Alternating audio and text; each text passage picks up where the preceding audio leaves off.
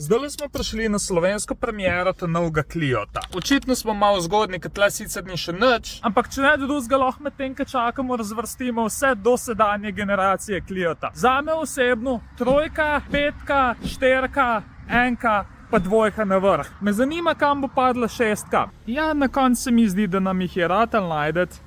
Tale zelen bo pa naš prvi testni. Kva je huda barva, pa tudi mislim dizajn, že prvi vtis je ful pozitiven. Bi bilo pa fajn vrata zapret.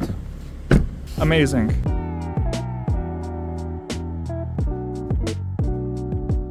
Vizualno je res čisti odklon od tega, kar smo do zdaj poznali kot Cliota. In spredi lahko takoj rečem, da mi je 10 od 10, zadnji sem pa jaz mogel še mičkam navaditi.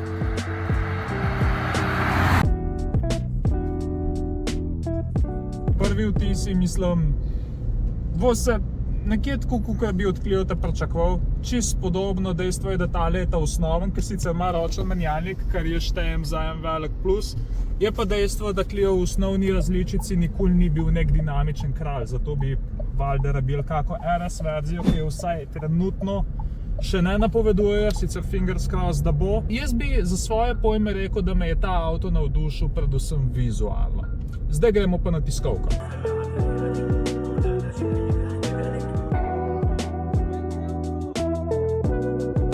Konc tiskovne in smo se le prebili pa še do ta višjega paketa opreme, tule je Esprit Alpine, in boš res videl takoj ena par razlik. Jaz največjo čutim in to je to, da tale občutno bolj potegne, so pa tudi drugi materiali, gred jezicev, je glih v najlepši barvi, te zeleni, pa tega paketa opreme pa ne moreš dobiti, ampak tu so pa spet malenkosti. Poleg oblikovnih detajlov je Jerry pozabil povedati, da mu ni treba kupljenega pritiskati. Ja, je pa samo avtomatik. Imamo pa 1.8 hibrida, ne?